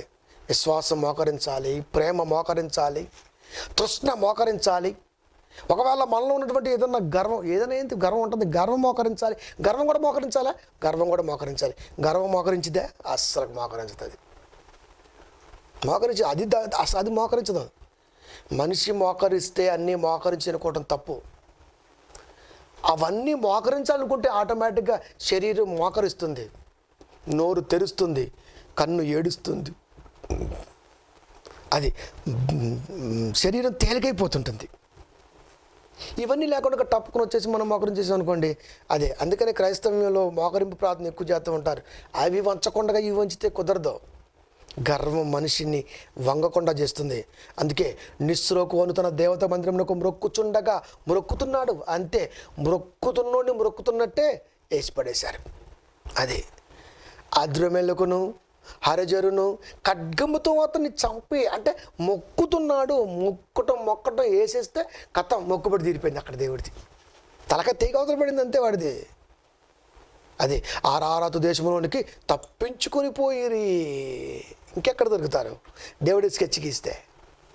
అప్పుడు అతని కుమారుడైనటువంటి ఇంకొకడు ఎసర్హద్దోను అతని మారుగా రాజాయను. అది ఎసర్హద్దోను అతనికి మారుగా రాజాయను అంటే వాళ్ళే వేసి పడేశారు. ఒకడు ఉన్నాడు, వాడు రాజాయండు. చెప్పాడా శిక్షిస్తానని? శిక్ష ఎలా ఉంటుందో సార్? ఇలా గీశాడు స్కెచ్. కనుక ప్రియమైన దేవుని పిల్లలు, దేవుడికి నచ్చంది. అందుకే విడనాడాలండి. ప్రార్థన అంటే ఎవడో పెడుతుంటాడు ఫేస్బుక్లో, వీకు చూస్తుంటాం. ఒకరోజు మనందరం ఉపవాసం ఉండి దేవుడి కొరకు కరోనా గురించి ప్రార్థిద్దాం. ఏం మనుషులు రా మీరు? ఏం మనుషులు? ఉపవాసం ఉండి కరోనా గురించి ప్రార్థించడం కాదురా. ఇంతవరకు మీ ప్రార్థనా జీవితంలో పిల్లల కొరకు ఎలాంటి దైవభక్తి గురించిన వాక్యాలు చెప్పారో ఆలోచించండి. ఇవన్నీ లేకుండా ఉపవాసం ఉండి కరోనాతో చేస్తే మీరు చేస్తే పోద్దా? అసలు ఎవరు చేసిన పోట్లు అది. దానికి మందే 1.5 years పడుతుంది. ఇక నీ ప్రార్థనలో ఉన్న మందు ఉంది అసలుకే? ముందు చూపు ఉందా నీ ప్రార్థనలో? తెంగర బుచ్చిగా ఎక్కువైపోయారు. తోడు లైవ్లోకి రావటం, ఇష్టానుసారంగా మాట్లాడటం. లైవ్ ఇచ్చుంటే మస్తు ఉండేది. ఇప్పుడు కథ కానీ బాగాలేదు. కనుక ప్రియమైన దేవుని పిల్లారా, అది అంటే కంటి చూపులో గర్వం ఉంటేనే తలకాయ తెంచాడు. ఎందుకు తలకాయ తెంచాడు? కన్ను ఎక్కడుంది? తలకాయలో భాగం. కన్ను ఎక్కడుంది? తలకాయలో భాగం కదా మరి. అంతే, భాగాన్ని చిరచ్ఛేదం చేసి పడేశాడు దేవుడండి. చాలా ఆయన భయపెడితే ఎట్లా? యేసుక్రీస్తు వారు దాక్కున్నప్పుడు ఆయన గుండెలు అవిసిపోయాయి. నా కుమారుడు దాగుంటావేంటి అసలుకి? ఎవరి కొరకు వచ్చాడు? ఎవరి కొరకు కష్టపడుతున్నాడు? ఎవరి కొరకు భయంకరమైన శిలువ ఎక్కడానికి సిద్ధపడుతున్నాడు? ఈ మనుషులకి జ్ఞానం రాదా? బుద్ధి రాదా? ఆలోచన రాదా? ప్రియమైన దేవుని పిల్లారా, దేవుడు ప్రతిక్షణం మానిటర్ చేస్తుంటాడు మనిషిని. దినవృత్తాంతముల 2వ గ్రంథము 32వ అధ్యాయము 25, 26 చూడండి, చదువుతాను. 2వ దినవృత్తాంతముల గ్రంథము 32వ అధ్యాయము 25, 26. అయితే హిజ్కియా మనసున గర్వించి తనకు చేయబడిన మేలుకు తగినట్లు ప్రవర్తింపనందున. అంటే హిజ్కియాకి దేవుడు ఎంత మేలు చేశాడు తెలుసా? అంత మేలు చేశాడు. కానీ దానికి తగినట్టుగా ప్రవర్తించాల, మేలుకు తగినట్టుగా ప్రవర్తించాల. అహేశ్వరోజు ఈ రాజును కూడా అంతే, అశ్షూరు రాజును కూడా అంతే. ఆడు కూడా బోలంత ఫలమును బట్టి, హృదయ గర్వము వలని ఫలమును బట్టి, నాకెంత ఉంది. దేవుడు ఆశీర్వదిస్తేనే కదండి ఏదైనా వచ్చేది.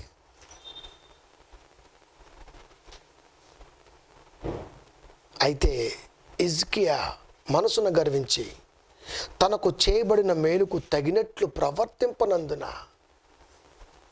అంటే హిజ్కియా ఒక వ్యక్తికి దేవుడు చేస్తున్న మేలు మరిచిపోయి ప్రవర్తించటం అన్నది గర్వంతో కూడుకొని ఉంటుంది అని అర్థం.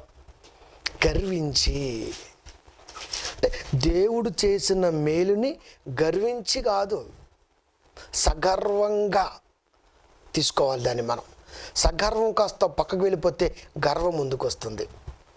అప్పుడు గర్వించి అన్న పదం ప్రయోగం జరుగుతుంది. తనకు చేయబడిన మేలుకు తగినట్లు ప్రవర్తింపనందున, అంటే దేవుడు ఎంత మేలు చేశాడో ఆ మేలుకు తగినట్టు ప్రవర్తించాలి. అబ్బా దేవుడు నా జీవితంలో ఈ మేలు చేశాడబ్బా, నేను ఇప్పుడు ఏం చేయాలి, తగినట్టుగా ఏం చేయాలి. ఇప్పుడు దేవుడికి తగినట్టుగా తగినట్టు అన్న పదం ఎప్పుడు అర్థం? అమ్మాయి చదువుకు తగినట్టుగా, అబ్బాయికి చదువు తగినట్టుగా, ఈడుకు తగినట్టుగా, జోడుకు తగినట్టుగా, ఇవన్నీ మనం మాట్లాడుకుంటూ ఉంటాం. అంటే సమానంగా, ఈక్వాలిటీ, సమానత్వం, తగినట్టుగా. బా ఈ మేలు చేశాడు దేవుడు, ఇప్పుడు నేను దేవుడికి ఏం చేయాలి, ఇది చేస్తే ఆయనకు తగిద్దా తగదా, ఇది ఆయనకు నచ్చిద్దా నచ్చదా, ఇది ఆయన తీసుకుంటాడా తీసుకోడా, ఇది తగినట్టుగా.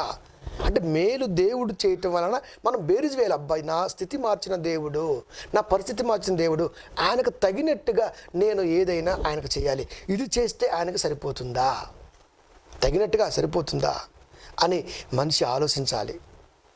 అది మనిషి ఆలోచించాలి.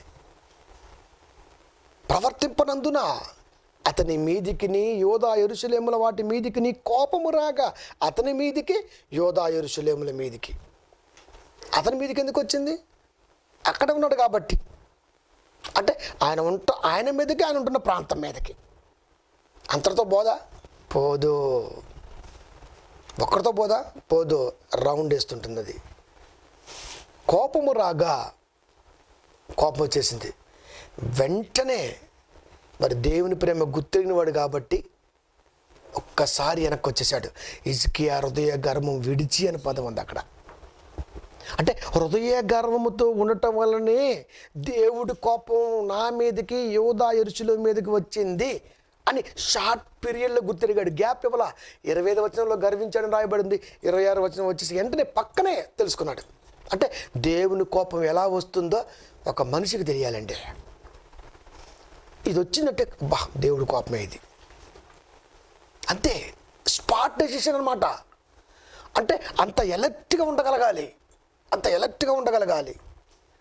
అది ఒకవేళ వచ్చుంటే అయిపోను. మరి హిజ్కియా హృదయ గర్వం విడిచి తానును యెరూషలేము కాపురస్తులను తమ్మును తాము తగ్గించుకొనిరి. తామును అనుకున్నటువంటి యెరూషలేము ప్రాంత ప్రజలు అంటే వాళ్ళకేముంది, హిజ్కియాని బట్టి వాళ్ళకే వచ్చింది. అంటే ఒక మనిషిని బట్టి ఏం వచ్చింది మనకు తెలిసింది ఏంటయ్యా అంటే రోగమే. ప్రజెంట్ ట్రెండ్లో రోగం వచ్చింది. కానీ ఒక మనిషిని బట్టి మరొక మనిషికి గర్వం వస్తుంటుంది. అందుకే ఎప్పుడూ మీకు చెప్తుంటా ఒక మాట, పిల్లలకి ఎక్కడ గర్వం వచ్చిందని చెప్పేసి వాళ్ళకి అన్ని మెడల వంచి పనులు చెప్తూ ఉంటా. ఎందుకంటే నేను కూడా చేస్తాను కాబట్టి. ఎక్కడొచ్చిద్దో తండ్రిని చూసి గర్వం రావచ్చు, తల్లిని చూసి గర్వం రావచ్చు, ఉండే వాతావరణం చూసి గర్వం రావచ్చు, మాకేంటిలే అనే గర్వం రావచ్చు. అందుకని ఎప్పుడు పిల్లల్ని అలా డౌన్ చేస్తూ ఉంటా. ఇది చేయండి మీరు చెత్త ఎత్తడం రాడాడే, ఎత్తో చీపు తీసుకొని ఏం కాదు, ఎత్తు అంతే. అంటే నేర్పటం మనం చేయగలం, కానీ వాళ్ళు కూడా అంటే ఆ చెత్త ఎత్తటం అన్నది వాళ్ళు తగ్గించుకోవటం. అంటే పిల్లలకి ఎప్పుడు కూడా తగ్గింపు నేర్పగలిగితేనే దేవుడు మెచ్చుతాడు. లేకపోతే ఎవరైనా కొడతాడు. ఇంట్లో భార్యను కొట్టినా, పిల్లల్ని కొట్టినా, మనల్ని కొట్టినా కుటుంబం మొత్తం స్మాష్ అవుతుంటుంది. అది అందుకే హిజ్కియాకు వచ్చింది. హిజ్కియాను కొడితేనే యోధా ఇజ్రాయేల్ మాట వింటారు. ఒక్కసారి నా గర్వాన్ని వెనక్కి తీసుకుంటున్నా, నేను తెలుసుకున్నా అని వెంటనే యోధా యెరూషలేము ప్రజలందరూ తగ్గించుకున్నారంటే వెళ్ళిపోయి చెప్పేసాడు వాళ్ళకంతే, రాజాజ్ఞ. ఇదిగో నా మనసులో ఇలా అనుకున్నా కాబట్టి దేవుడి కోపం వచ్చింది కనుక అది మేమే కూడా వస్తుంది కనుక మీ మనసులో ఏమైనా ఉంటే మాత్రం తీసేయండి అన్నప్పుడు రాజు మటుకు తల వంచారు. అంటే తగ్గింపు అన్నది తన చుట్టూ ఉన్న వారిని రక్షించడానికి అవకాశం ఉంటుంది. తగ్గింపు లేకపోతే కష్టమైంది ప్రియమైన దేవుని పిల్లారా. తగ్గింపు లేకపోతే చాలా కష్టమైంది. చెబుతున్నాడు ఆయన, కాపురస్తులను తమ్మును తాము తగ్గించుకుని వాళ్ళని తగ్గించుకున్నారు అంటే వాళ్ళల్లో కూడా హృదయ గర్వం అన్నది, వాళ్ళలో కాదు ప్రతి మనిషిలో ఉంటుందన్నమాట అది. కనుక హిజ్కియా దినములలో యెహోవా కోపం రాలేదు. హిజ్కియా దినాల్లో రాలా అంటే యెరూషలేం సేఫ్. తర్వాత వచ్చిన ఆ తర్వాత మనకు అవసరం లేదు ప్రజెంట్గా. కనుక దేవుడు కంటి చూపులో గర్వాన్ని తట్టుకోడు, గర్వంగా ప్రవర్తిస్తూ ఊకోడు, హృదయ గర్వము తట్టుకోడు. దేవుడికి నచ్చంది అది. ఇకపోతే ఇంకొకటి ఉంది, మనోళ్ళు కూడా చాలాసార్లు మాట్లాడుతూ ఉంటారు, కామన్గా మాట్లాడుతూ ఉంటారు, నేనే దేవుణ్ణి అని. నేనే దేవుణ్ణి, ఇది సినిమాల ప్రభావం ఎక్కువైపోయి హీరో మాట్లాడుతూ ఉంటాడు, ఆ దేవుని వచ్చి జైల్లో పెడతారా అంటుంటాడు. దేవుని పెడతావా జైల్లో? ఇన్కమ్ ట్యాక్స్ ఈడీ వస్తేనే నువ్వు ఎక్కడికో దాక్కుంటూ వెళ్ళి 10 మంది లాయర్లు పెట్టుకుంటావు, నువ్వు దేవుడితో పెట్టుకుంటావా? ఈడీ అంటే ఎన్ఫోర్స్మెంట్ డిపార్ట్మెంటు. నువ్వు ట్యాక్స్ కట్టకపోతే నీకు వచ్చిన సంపాదనలో ఈడీ దిగిద్ది. దాన్ని చూసే పారిపోయే మనిషి దేవుని జైల్లో పెడతారంట. జైల్లో పెడితే ఉంటాడు ఆయన? జైల్లో పెట్టేంత చిన్నోడా ఏంటి? ఇట్లా సినిమాలు ఎక్కువ అవటం వలన, దేవుడి వాక్యం లేకపోవటం వలన మనిషి గబుక్కునే మాట ఏంటి తెలుసా? నేనే దేవుణ్ణి అంటాడు. ఆ మాట అన్నా ఒప్పుకోను అన్నాడు ఆయన. చూడండి ఆ మాట, యెహెజ్కేలు గ్రంథము 28వ అధ్యాయము 2వ వచనము. నరపుత్రుడా, 28:2, నరపుత్రుడా తూరు అధిపతితో ఇలాగు ప్రకటింపుము, తూరు అధిపతితో ఇలాగు ప్రకటింపుము, ప్రభువుకు యెహోవా సెలవిచ్చినది ఏమనగా, గర్విష్ఠుడివై నేనొక దేవతను. వాడు అనుకుంటున్నాడంట, ఎవరో తూరు అధిపతి ఎవని గర్విష్ఠుడైపోయాడు. ఇప్పుడు నేనొక దేవతని, దేవతనైనట్టు సముద్రము మధ్య నేను ఆసీనుడై ఉన్నాను. దేవతలు ఎక్కడ ఉంటారు? దేవతలు ఎక్కడ ఉంటారు? గుడి హైట్, సముద్రం మధ్య జలముల మధ్యన ఆసీనుడై ఉన్నానని నీవనుకొనుచున్నావు. నేను దేవతని గనకనే సముద్రము అనగా జలములు అనగా మనుషులు జనసమూహము.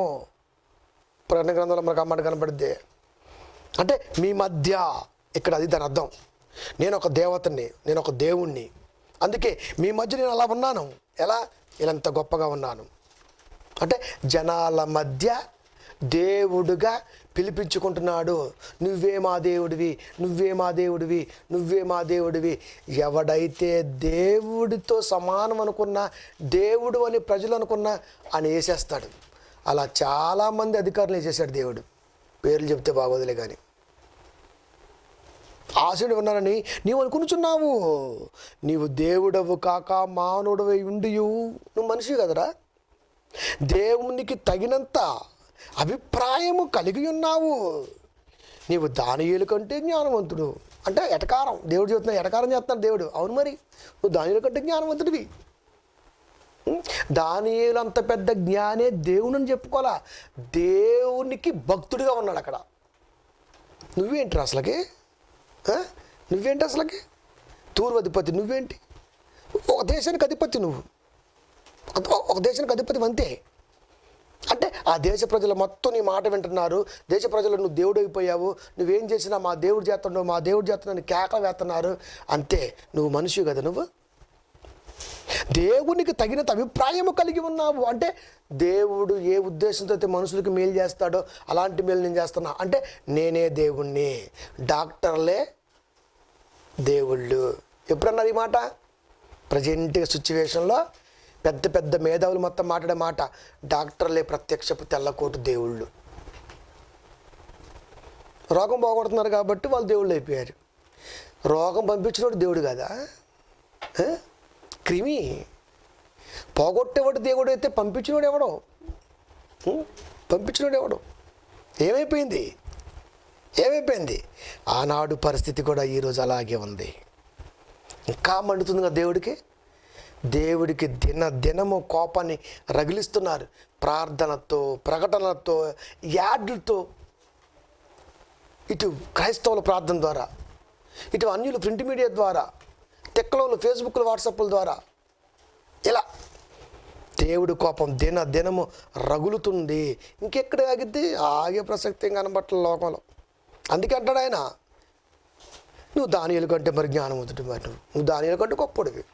దానియేలు ఎక్కడా? నువ్వెక్కడా? దానియేలు ఎక్కడా?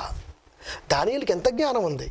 అంత జ్ఞానం ఉన్న ఆయన, ఇంత జ్ఞానం ఉంది కాబట్టే నేను దేవుణ్ణి అని అనుకోవట్లా. నాకు దేవుడు ఇచ్చాడు, దేవుని అడుగుతున్నాడు, నాయన ఏంటి పరిస్థితి? కావాలి ఇక్కడ జ్ఞానం, అది కావాలి ఇక్కడ. రాజుగారికి బుద్ధి రావాలి. ఏం చేస్తావు? నా ముఖం ఎక్కడ కూడా మరి డ్యామేజ్ కాకూడదు. రాజుగారు పెట్టి తింటున్నారు, నాకు వద్దు. ఏం చేయాలి? ఇదిగో నేను శాకాహారాలు తీసుకుంటాను, ఇలా ఉండాలి. ఏం కనపడింది? నీరంగా ఆడిపోయింది. అంటే షైనింగ్, రైజింగ్ దేవుని కృపనండి. దేవుని కృప ప్రియమైన దేవుని పిల్లరా, ఏం తిన్నా దేవుని కృప మన మీద ఉంటే చాలా బాగుంటాం మనం. అందుకే నువ్వు దానిలో కంటే గొప్పడి. మరి 5వ వచనము చదువుతున్నా చూడండి. నీకు కలిగిన జ్ఞానాతిశయము చేతను, అంటే దానియేలు కంటే నువ్వు జ్ఞానవంతుడివి. ఎందుకంటే తూరు ప్రాంతం వాళ్ళకి మరి నువ్వు దేవతగా ఉన్నావు, జనానికి ఏం కావాలో అందిస్తున్నావు. దేవుడు ఆలోచించినట్టుగా ఆలోచించి అన్నీ అందిస్తున్నాడు పేద ప్రజలకి. జ్ఞానాతిశయము చేతను, అబ్బా నాకు ఇంత జ్ఞానం ఉంది, ఆహా ఓహో నేను బాగా పరిపాలన చేస్తున్నా. అతిశయం చేతను. వర్తకము చేతను, వర్తకం అంటే గుడ్ బిజినెస్ మ్యాన్. ఎవడేడు అధిపతి? Business man. వర్తకము చేతను నీవు విస్తారమైన ఐశ్వర్యం సంపాదించుకుంటేవి. నువ్వు వ్యాపారం చేస్తున్నావు, తూరు అధిపతిగా ఉన్నావు, ప్రజల్లో దేవుడిగా ఉన్నావు. అబ్బబ్బబ్బ నీ జ్ఞానాన్ని బట్టి ప్రజలకు కావాల్సినంత ఇస్తున్నావు. జనాల మధ్య నువ్వు దేవుడిగా పిలువబడుతున్నావు, కొలవబడటానికి ఇష్టపడుతున్నావు. నీకు ఐశ్వర్యము కలిగినదని గర్వించిన వాడవైతేవి. ఎంత వ్యాపారం చేస్తున్నా బిజినెస్లో లాసే రావట్లా. ఇక్కడ దేవుడితో పని లేకుండా బిజినెస్ చేస్తున్నాడు, లాస్ లేకుండా ఉన్నాడు. మనమేమంటాం? యేసుక్రీస్తు వారు నమ్ముకుంటే బిజినెస్లో లాస్ రాదు. అసలు బిజినెస్కి దేవుడికి సంబంధం రా? అది నువ్వు చేసుకుంటే వచ్చింది, నువ్వు చేస్తే లాభం, నువ్వు ఇంట్లో ఉంటే లాసు. ఇది దేవుడికి ముడిపెట్టద్దు ఎప్పుడు కూడా. నువ్వు కష్టపడి తెలివితేటలు ఉపయోగించావనుకో, ప్రార్థన బాగుండి, వాక్యంలో గొప్పగా ఉండి, దేవుడి మాటలో గొప్పగా ఉండి, అన్ని విషయాల్లో దేవుడితో సమానంగా దానికి ఏం కావాలో చూసుకుంటూ ముందుకెళ్తున్నప్పుడు నీకు ఆటోమేటిక్గా దేవుడు అన్నీ ఇస్తాడు. ఇది కామనం. ఇక్కడ దేవుడు లేడు. దేవుడు అంటే అసలు వాడే దేవుడిగా ఎంచబడుకుంటున్నాడు, పైగా వ్యాపారం చేస్తున్నాడు, పైగా ఐశ్వర్యం కలిగింది. అంటే లాస్ లేదు, దేవుడు లేడు అయినా లాస్ లేదు. అసలు వ్యాపారానికి దేవుడికి ముడిపెట్టం ఏంటి? ఈరోజు చర్చిల్లో మొత్తం అదే దరిద్రం. చర్చిలో మొత్తం అదే దరిద్రం. నాకు వ్యాపారంలో రాష్ట్రాలు అంతా దేవుని కృప. అసలు దేవుడికి సంబంధం లేదు. ఆస్తి పంచడానికి వచ్చినప్పుడే ఏమిరా నేను పంచడం ఏంది ఆస్తి అన్నాడు ఆయన. ఆస్తిని పంచమంటేనే నాకేం సంబంధం అన్నాడు. అంటే ఆస్తి ఎందుకు ఇస్తాడు? బిజినెస్లో లాభం వస్తే దేవుడా? ఎక్కడున్నామండి మనం? దేవుళ్ళో ఉంటే జ్ఞానం ఉంటుంది. జ్ఞానం ఉంటే ఏం చేయాలో ఒక ఆలోచన ఉంటుంది. ఆలోచన ఉంటే అంతా డెవలప్ అయింది. డెవలప్ అయిందంటే దేవుడు ఇచ్చిన ఆరోగ్యం కాబట్టి ఆయనకి దాని ద్వారా కృతజ్ఞత. మంచి ఆరోగ్యం ఇచ్చావు కాబట్టి ఇంత చేయగలిగాను. అక్కడ తీసుకెళ్లాల్సిన దాన్ని పోయి మేము దేవుడిని నమ్ముకున్నాం, వ్యాపారం చేసినాం, గొప్పగా కోడి గుడ్లు పెట్టింది, బాదు గుడ్లు పెట్టింది, పంది కూడా గుడ్లు పెట్టింది. పెట్టిస్తాం ఎందుకు? అది మహిమ. ప్రియమైన దేవుని పిల్లారా, సంపాదించుకుంటువి, నీకు ఐశ్వర్యము కలిగినదని గర్వించిన వాడవైతివి. ఒగున్నాడా? 17వ వచనము. నీ సౌందర్యమును చూసుకొని నీవు గర్వించిన వాడవై, ఇందా చెప్పాను కదా, సౌందర్యం ఇచ్చేది కూడా దేవుడే. వీడికి అన్ని ఇచ్చాడు, కానీ సౌందర్యం చూసుకొని గర్వం అయిపోయింది, సంపద చూసుకొని గర్విష్ఠుడయ్యాడు, జనాలకు అన్ని సమకూరుస్తూ గర్విష్ఠుడైపోయాడు, కంటి చూపుతో గర్విష్ఠుడవుతున్నాడు, హృదయంలో గర్విష్ఠుడవుతున్నాడు. అసలు గర్వమే వాడికి ఫస్ట్గా నడుస్తుంది. ప్రియమైన దేవుని పిల్లారా, నీ సౌందర్యమును చూసుకొని నీవు గర్వించిన వాడవై నీ తేజస్సు చూసుకొని నీ జ్ఞానమును చెరుపుకుంటివి. కాస్త అందంగా ఉంటే చాలు, ఎంత అడ్డే సౌందర్యాన్ని చూసుకొని గర్వం వచ్చేసిందంట, తేజస్సుని చూసుకొని జ్ఞానం పోగొట్టుకున్నాడు అండి. అందుకనే మంచిగా మేకప్ వేసుకుంటారు కాపర్లో, అంతే, జ్ఞానం ఉండదు. చెప్పేసాడు అక్కడ. పర్లేదు, నేను మంచిగా మెయింటైన్ చేస్తున్న బాడీ అనుకున్నాడు తప్ప జ్ఞానాన్ని మెయింటైన్ చేయడం మర్చిపోయాడు. అసలు మెయింటైన్ చేయవలసింది జ్ఞానాన్ని. అది బండిలో పెట్రోల్ ఉంది, సీట్ ఉంది, కొత్త బండి అంతా బాగున్నాయి, బ్రేకులు లేవు. ఇప్పుడు ఏం చేయాలి? స్టార్ట్ వేసిండు, ఫస్ట్ బ్రేక్తో పని ఉండదు, కొద్ది లెక్క వెనక బ్రేక్తో పని ఉంటుంది. కొత్త బండి పోతుంది అనుకుంటాడు, బ్రేక్ పోయింది. అంటే అన్నీ చూసుకుంటావు కానీ బ్రేక్ని చూసుకోవాలా, వీడు అన్నీ చూసుకుంటావు, జ్ఞానాన్ని చూసుకోవాలా. ఫెయిల్డ్ బండి అట్ట అయిపోయింది, అతూరు అధిపతి పడి. నీ సౌందర్యం చూసుకొని నీవు గర్వించిన వాడవై నీ తేజస్సు చూసుకొని నీ జ్ఞానమును చెరుపుకుంటివి. అంటే ఊకే ప్రసంగం చెప్పడం, మధ్య మధ్యలో అర్థం చూసుకోవటం, ప్రసంగం చెప్పడం, మధ్య మధ్యలో అర్థం చూసుకోవటం.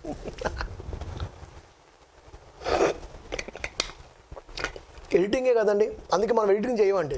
ఇప్పుడు వాటర్ తాగుతున్నామా, ఎడిటింగ్ చేయం మనం.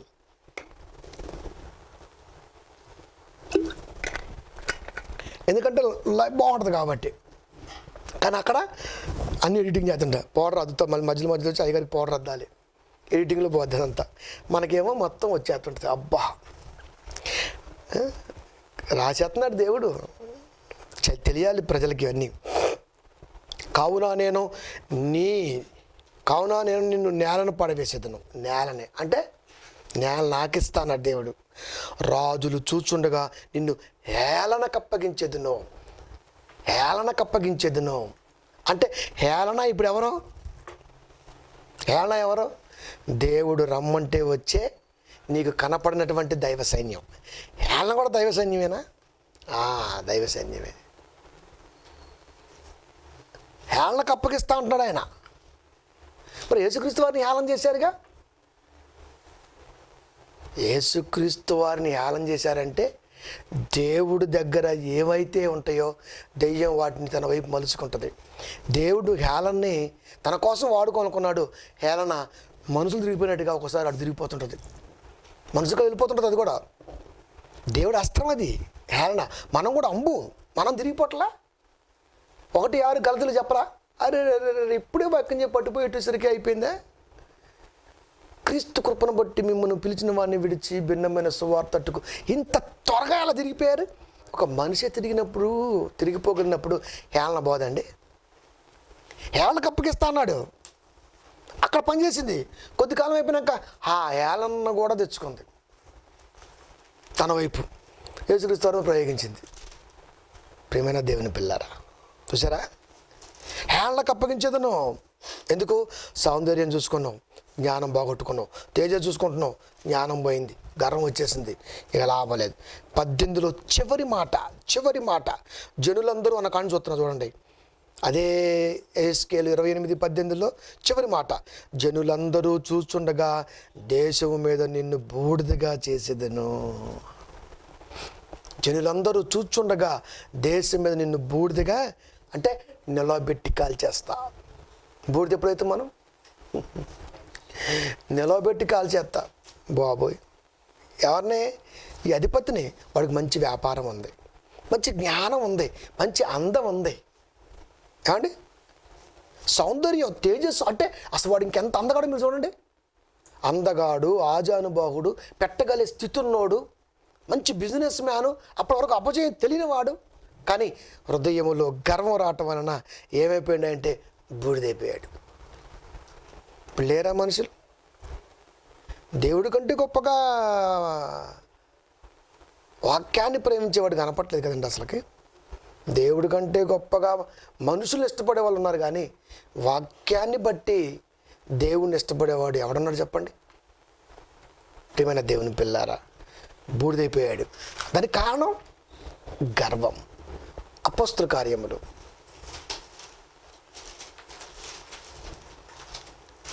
12వ అధ్యాయము 21 నుండి 23 వరకు జాగ్రత్తగా మీరు చూడండి. నియమింపబడిన దినమందు హేరోదు రాజవస్త్రములు ధరించుకొని న్యాయపీఠం మీద కూర్చుండి వారి ఎదుట ఉపన్యాసము చేయగా.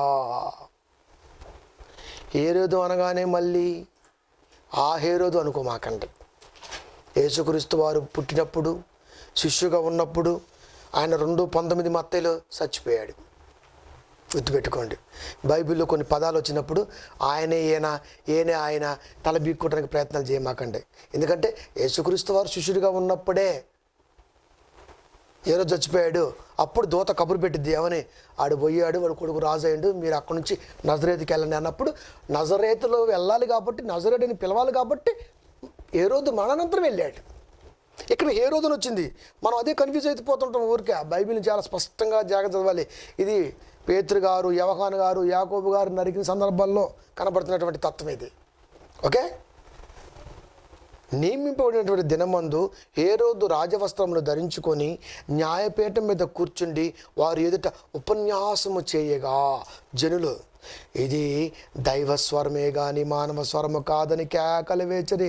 ఆహా, ఏం ఉపవాసం, ఏం ఉపన్యాసం. అచ్చంగా అది దేవుడే చెబుతుండే మాకు. కాపరి వాక్యం చెబితే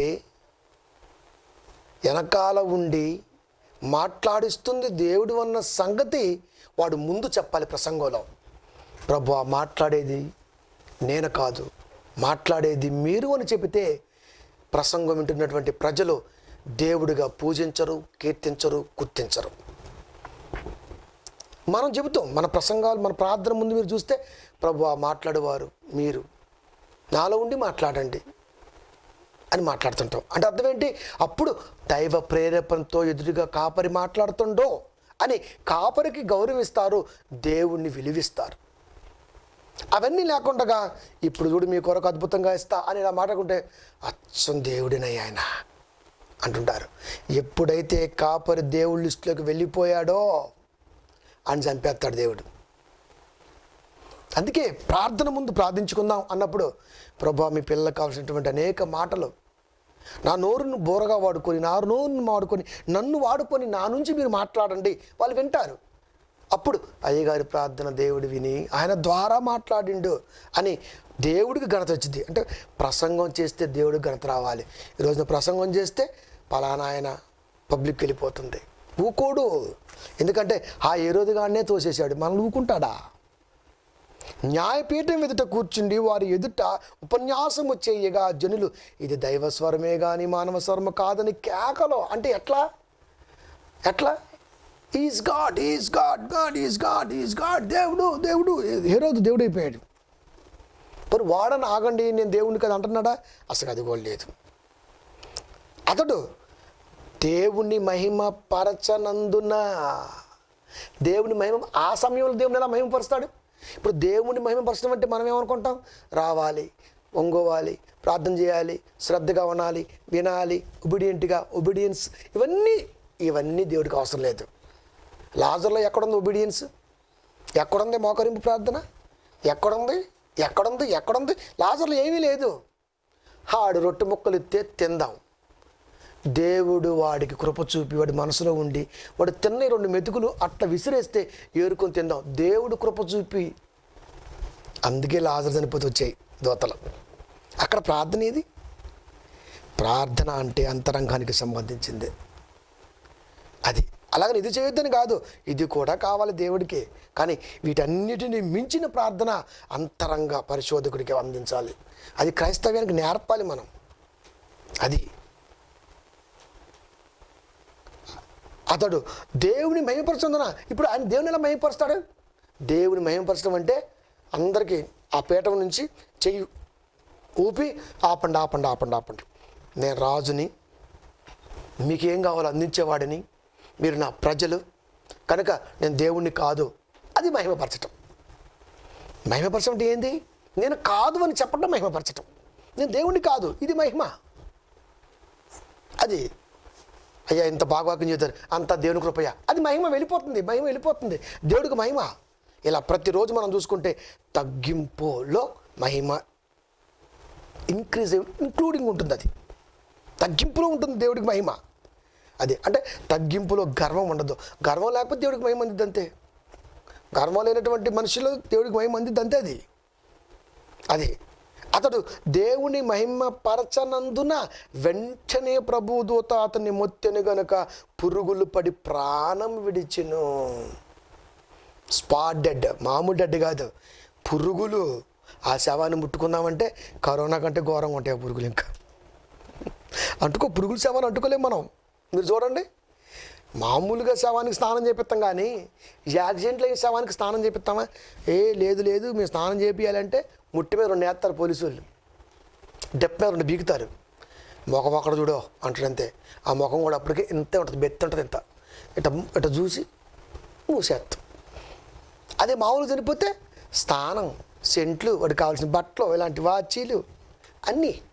యాక్సిడెంట్లు పోతే స్నానం లేదు, బట్టలు లేవు, వాడు చుట్టిందే బట్ట, వాడు పెట్టిందే పెట్టే.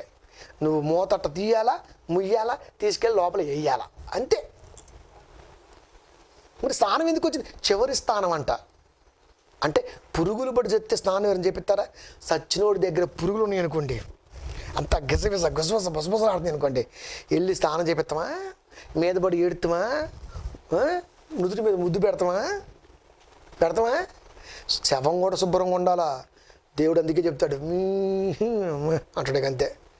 మనకు శవం కూడా శుభ్రంగా ఉంటే అప్పుడు పసుపు రాసి, అది రాసి, ఇది రాసి, ముఖాన్ని రాసి, మొత్తం 5 ఆడోళ్ళు అయితే, ముండబోపి మగోడైతే పెట్టేసి అప్పుడు తేడా. ఎంత జరిగిన శవంకి చూడటానికి దిక్కుండదుగా.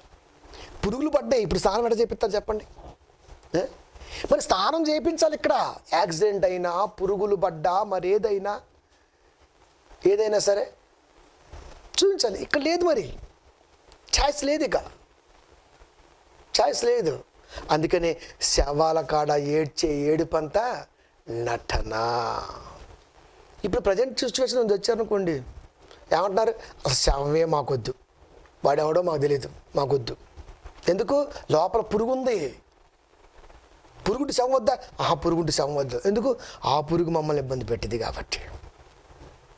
చూసారా మనిషి నైజం అంతా? ప్రేమల దేవుని పిల్లారా, లాస్ట్ మాట, దేవునికి ఘనత రావాలంటే మనిషి ఇవి విడనాడాలి అని చెప్పాలనుకున్నాడు దేవుడు. యెషయా గ్రంథము 2వ అధ్యాయము 11వ వచనము, నరుల అహంకార తగ్గింపబడును, నరుల అహంకార తగ్గింపబడును, మనుష్యుల గర్వము అనగద్రొక్కబడును. ఆ దినమున యెహోవా మాత్రమే ఘనత నందును. అంటే అహంకారము ఉండకూడదు, గర్వము ఉండకూడదు. అహంకారము పురుడు పోసుకుంటే ఖచ్చితంగా గర్విష్టి. గర్వం ఎక్కువైతే దుర్మార్గం ఎక్కువైతే కాల్చివేస్తాడు. కనుక మనుషులు దేవుడికి నచ్చనిది అహంకారం, అదే గర్వం. అది నరుల అహంకార తగ్గింపబడును. అది నరుల అహంకార దృష్టి తగ్గింపబడును. అది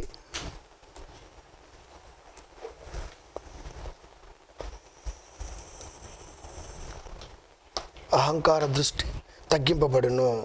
మనుషుల గర్వము అనగద్రొక్కబడును. అంటే అహంకారము, గర్వము దేవుడికి ఘనత తీసుకురావు. అహంకారం, గర్వం లేకుండా ఎవరైతే ఉండగలుగుతామో అప్పుడు మాత్రమే దేవుడికి ఘనత వస్తుంది. కనుక ఈ విషయాల్లో దేవుడు మనకి ఏం చెప్పాలనుకున్నాడు అంటే, దేవుడికి నచ్చంది గర్వం. అది పురుడు పోసుకుంటుంది, అహంకారం దారితీస్తుంది. అహంకారం పెనవేసుకుంటుంది. అహంకారం గర్వం పెనవేసుకుంటేనే మనిషి దుర్మార్గుడిగా మారిపోతాడు. దుర్మార్గుడిగా మారితే దుర్మార్గులకి ఇప్పుడు ఎంత శిక్ష అయితే వేశాడో అవన్నీ కూడా మనుషులకు వేస్తూనే ఉంటాడు. అంటే పరలోకానికి అర్హత కోల్పోతావు. కనుక విడనాడు. టోటల్గా మనం మాట్లాడుకుంది గర్వం గురించే కాబట్టి గర్వం అన్నది క్రైస్తవులుగా భక్తులుగా ఉంటున్న మనలో లేకుండా దేవుడికి ఇది నచ్చదు.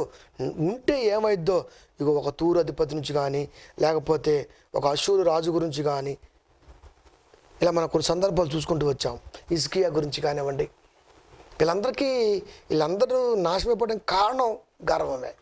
వాళ్ళకే నాశనం వచ్చినప్పుడు మనకి వస్తుంది కాబట్టి అది లేకుండా చూసుకుంటే ఖచ్చితంగా దేవుడి దగ్గరగా ఉండగలం. మనం దగ్గరగా ఉండటం అంటే వాక్యం జాగ్రత్తగా ఆలోచిస్తాం, వాక్యాన్ని ప్రేమిస్తాం, వాక్యంలో గొప్పగా ఉంటాం. ఇవన్నీ ఉంచుకొని మనం దేవుడికి దగ్గరగా ఉండలేం.